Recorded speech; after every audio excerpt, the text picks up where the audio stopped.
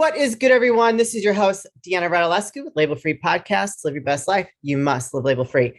I'm super pumped. We have a guest joining us all the way on the other side of the world. He is from Australia, so it is 7 a.m. for him. It's 4 o'clock for me. So he is dedicated to doing this show. He's a very interesting individual, very successful. He is head of solution sales with ASCIT Networks, a single father, a former bodybuilder like myself. He's about empowering people around technology. Please welcome Kristof Kazmer. Kristof, thank you for joining us today. I'm so excited for this conversation. Likewise, I'm absolutely stoked. Thank you so much for having me on the podcast and really appreciate your time. I can't believe that you got up so early. So you guys, Kristof was telling me he was up at 4:30 a.m. and that's his usual routine, which is very impressive. So I'm happy for you to be here and that you have such an early schedule. Yeah, look, I appreciate the earliness as I was speaking with you earlier. It's one of those things that I got into a habit and I found it actually really works for me now and I really enjoy getting up early. It's interesting though to get up when it's dark to get most of the morning done in the darkness, which is an interesting thing especially for your mindset. But once the light comes, the sun raises, especially at the moment, it's a different world. I really appreciate the mornings. You know what? When I was in that mode, I did appreciate that too, because you do get so much more done when you start your day at that time. But now my schedule has completely changed and I'm engaged to a police officer and his hours are so crazy off the wall. So I have to be flexible with what I do, or else if he wasn't around, I'd be getting up at 4:30. I'm still doing my 2-a-days and doing all my stuff. But when you fall in love and you start planning your life with someone, you just that goes out the window. But anyways, Kristof, we had a great conversation together. We connected off of LinkedIn. Can you please tell the audience a little bit about your background? Yeah, sure. So look, I mean, being in the technology industry, it's one of those things that you come to learn how to talk to people about it, but also to bring them to understanding a bit about the fact that technology shouldn't be a fear factor. It shouldn't be a dystopia, right? Yeah. And that commonly everybody's in technology. I love that term, that everybody is in technology. How often have you learned a new thing, be it podcasting, for example? Yeah. How often have you learned that? You learn a new technology, you're in technology because by doing that, you teach people. And so by doing that, the education is around enabling people to empower themselves around technology. It could be just as simple as you've got a Google at home, and you want to use that better, right? Yeah, for sure. And as an example, like technology is growing at such a rapid rate that we are needing to embrace it, right? Yeah. We need to understand that it's not actually going to make our lives more difficult. We're not going to be put behind by it. We're actually going to be able to empower ourselves. And by doing that, the other thing I think we talked about was delegation, right? Technology enables us to delegate tasks, processes, etc., things that were mundane and that don't inspire us, so that we can get focused on the more important things in our day-to-day job. So things that inspire us, things that are really something that we're driven by purpose to do. I personally am a big fan of technology, and I actually was in SaaS sales with two. I was a career builder and then ITPN, which was actually a terrible experience. That gave me a bad taste in the technology space. But regardless of that, I'm a big fan. But I did learn a lot in that last position. Excuse me, of how it's changing and how they're bringing automation into things and how it's all about the customer experience. I mean, these large companies and their plan for the stockholder plan for 2023 or 2022 is really about improving the customer experience, how they can make things easier, faster, quicker, all the way around, and implementing that automation piece, which was fascinating, which is kind of like before we started recording about the Terminator idea. Mm-hmm. But, it's just, I think that it's inevitable with the way that we're heading and just with how much, the population is growing. You need things like that in place so that everybody can be happy and keep moving on with their lives, because we live in a fast-paced society. Look, it's scary to think that technology cycles are less than 3 months. So whatever was designed and invented 3 months ago has always been superseded already by now, right? And that's that conceptual constant integration. one of the key factors around that is human-centered, right? So you spoke about that previously. Biggest problem we find is often when technology gets implemented within a business or an organization, they forget about the human-centered approach where you need to bring people on the journey to educate them, to make them feel empowered by it, right? And that is, it's a real mindset shift, because often, it's human nature to resist change. And that's one of our biggest flaws as humans, is we resist what I call the right, which is the challenge. More often than not, we go left, which is the comfort. So there's a 3% out there that will push the right, and 3% will always be driving to challenge and innovate and to change mindsets. And that is the challenge for us, and the opportunity in technology is to bring people along on that journey to go, hey, look, this isn't actually a bad thing. It's really good, and we can help your lives. And we just need to bring people with a different mindset and make it human-centered, which is the biggest challenge in technology. It's everyone who designs technology goes, this is brilliant, it's great. As you said, it's not the Terminator, but there's no point in pulling a product or a platform out and putting it onto the market unless you actually brought people on that journey. And I'll give you an example. Tesla are great at doing that. They're drawing a roadmap on that and bringing people along on the journey. If you consider electric. So I mean, it's a growing market. The EV market is huge. It's growing. But if you think about it, EVs have been, or electric vehicles, pardon me, have been around since the early 80s. I mean, Volkswagen had electric vehicles in the 80s. GM, as an example, were the first to go to market with an electric vehicle. Because it wasn't popular, they crushed the program and the cars. Yeah. So, it's all about bringing people on that journey and making sure that they understand the technology and the mindset behind that is that it's an empowered platform, and it's there to help. Yeah, I would agree. I mean, I'm probably like what'd you say, the 3% or 30% that go to the right? The 3%, yeah, totally. I'm the 3% that go to the right, because I'm very open. I want to learn about it. If there's something new, I want to know. Like I'm hungry for that knowledge, and want to keeping up with those changing trends, because I think that you have to evolve with things in society, especially technology, or else you're going to really fall behind. And I think that's probably the fear factor that comes into play with people in technology, is that they have a hard time maybe embracing that change. I know, and learning about it, and knowing where to learn about it. That's the other thing. I mean, the biggest thing I found is that people fear change or fear technology when they don't understand it. And that's the biggest part about what I do. I try to educate people. It's not knowing that creates fear. And where you can, the best thing about the internet is that it is literally easy to research and easy to read and understand technology much more now than it was even 5 years ago. Yeah. The concern behind that is you can go to YouTube University and have people's opinions, dominate your thoughts rather than understanding the technology behind it, and that becomes a bit of a challenge for people. So learning is more about educating yourself, but then being able to see both sides, balanced view. That's the biggest part. If you can hold a balanced view and understand both sides, drawbacks, the benefits to the technology, and then go, right, where's this going to fit in my whole world and cycle? That's when you really are empowered to be able to utilize it, right? And that is the key to being able to utilize technology as an empowerment, as opposed to a dystopia or a fear, as you mentioned. Today's episode is brought to you by Honeylove. Ladies, let's talk about shapewear. We all know most shapewear makes you feel like you're being suffocated.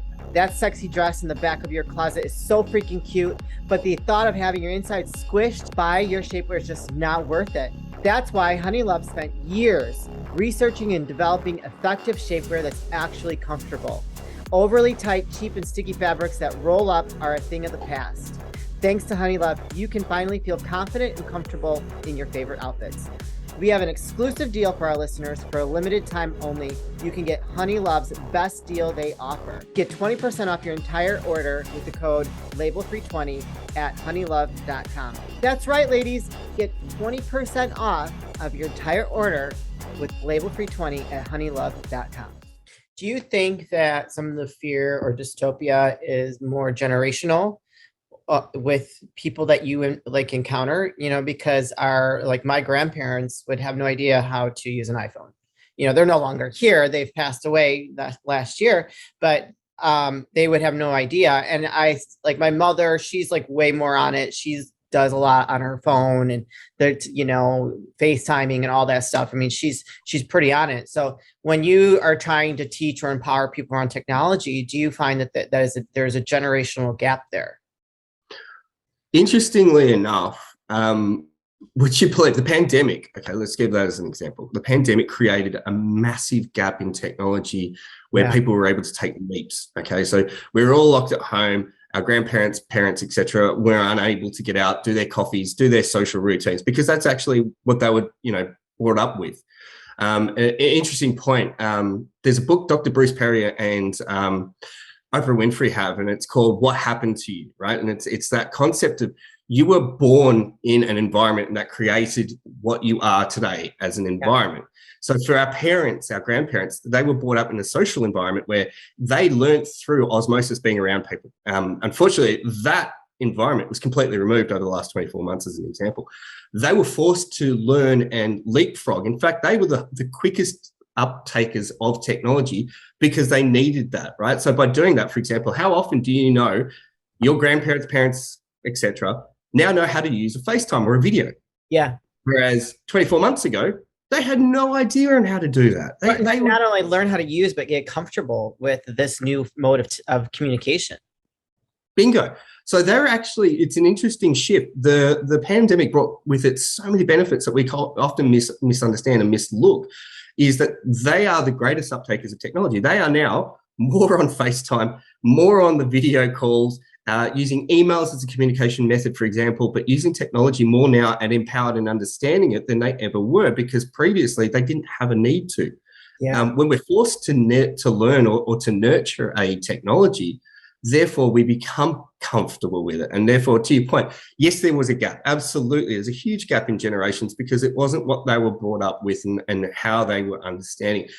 Now, because of the fact that they were literally forced to, they became the quickest adopters of it. But in same doing, what I might turn that on its head is that we were, as an elder, we're supposed to educate our kids around certain things. And if you think about it, technology has done the reverse. Our children are teaching us, and therefore they're the ones that are modulating us on education. But it creates in itself a complete different challenge in the fact that if kids are teaching us, how do we then make sure that they're the ones, how do we regulate? How do we know? How do we understand? Right. To make sure that we don't let that take over their lives. And I think this is a point I just wanted to quickly diverge. Kids, when we grew up, do you remember when the school bell rang at 3 p.m., you'd leave, all your worries in your world was left behind back then? Yes. You couldn't be bullied after 3 p.m. Your parents would pick you up. You felt safe. You felt loved. Yes. Fair enough. There are people that didn't have that love, etc., and I understand that and appreciate that. But nonetheless, you weren't bullied after school. Now you can be bullied 24/7. Yeah. So it's up to us as parents to be able to help or to mentor us. Mindful of that.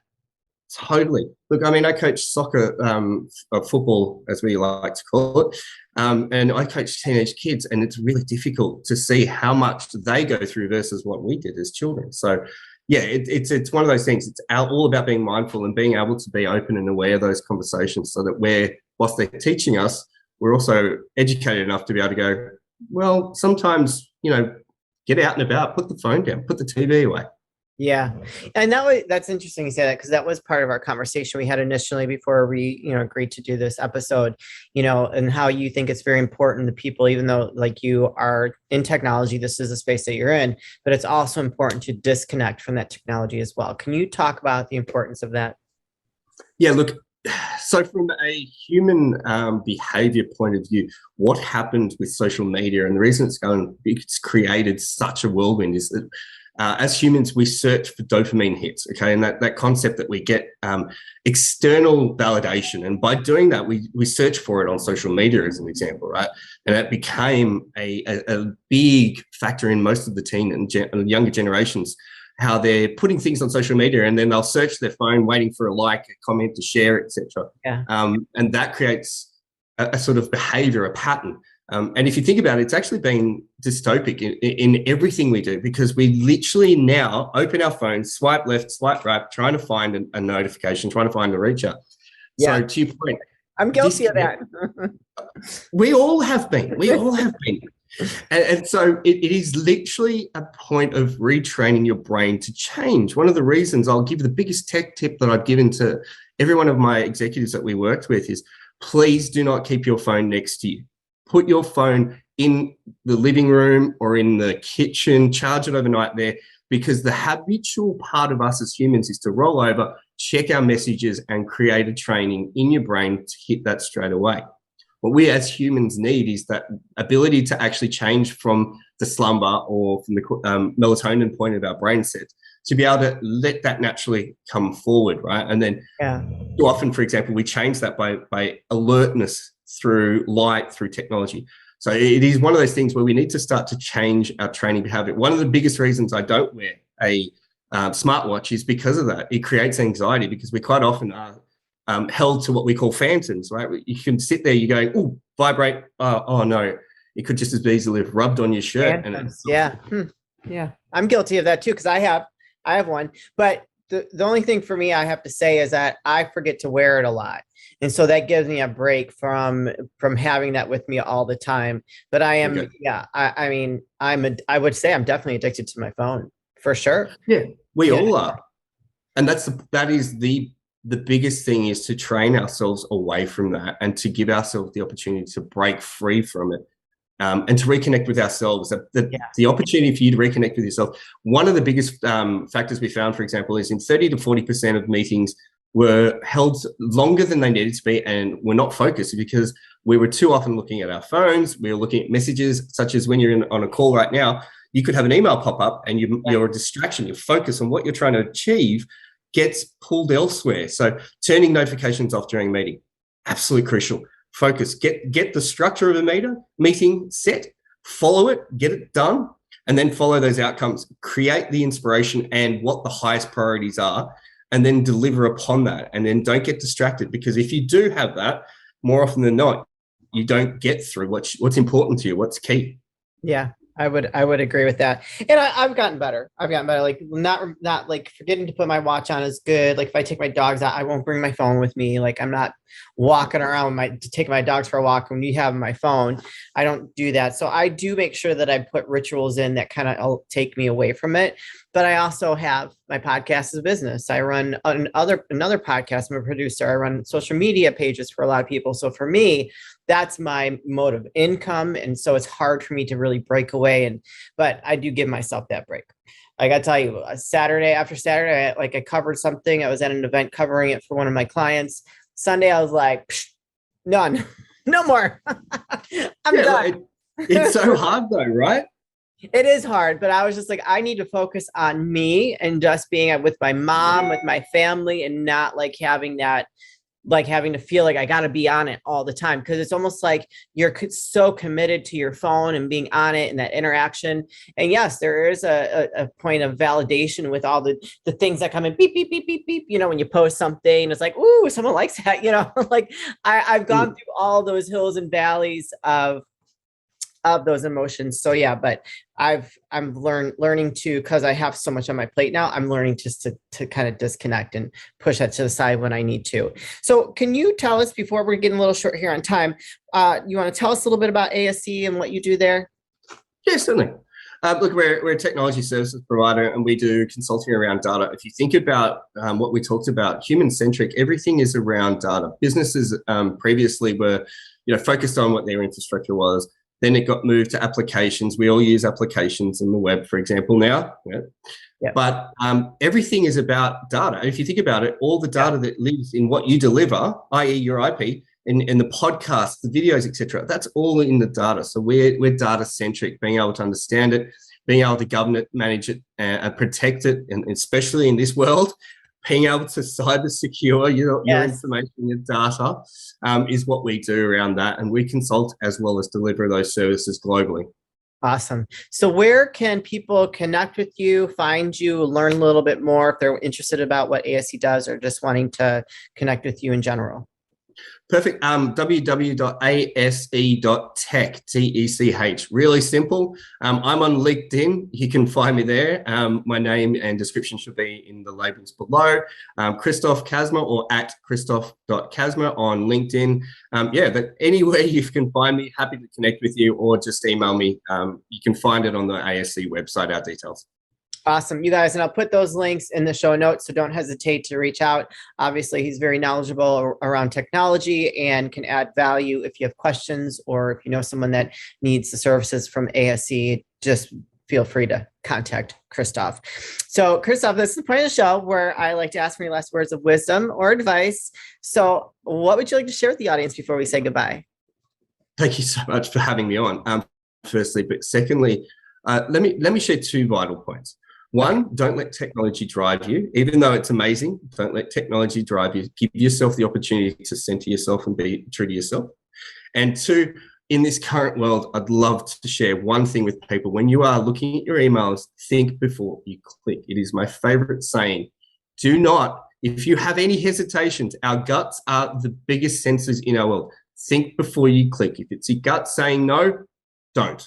Yeah, there's so much spam out there and people that are hacking your accounts. Like, oh my goodness, I got my my original Facebook profile got hacked in November of 2020, and I still have not gotten it back. And they scam people like my social circle, my networking people that I have built relationships with, were calling me left and right. And it was just like, that was a huge learning lesson for me. I already knew about the emails and stuff because I got taught on that. We went through a lot of trainings when I was with these other SaaS companies. This is Athena. She's having fun. She's wanting to say hello.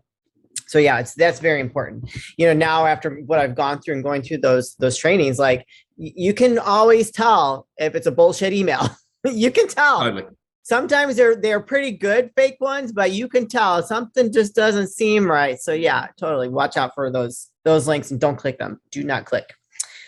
Kristof, it has been such a pleasure having you as a guest. Thank you for sharing your input and your view on technology, because it is something that's kind of taking over our lives. And a lot of people, I think, are having a little bit more difficulty embracing it as others. I'm obviously a fan. So thank you for sharing all that, and keep us posted on anything new you'd like to share. If you come out with a book, I feel like you might be one that has a book in the future or something like that. We'd love to have you back and update the audience. So enjoy the rest of your day in Australia, and we'll talk to you soon.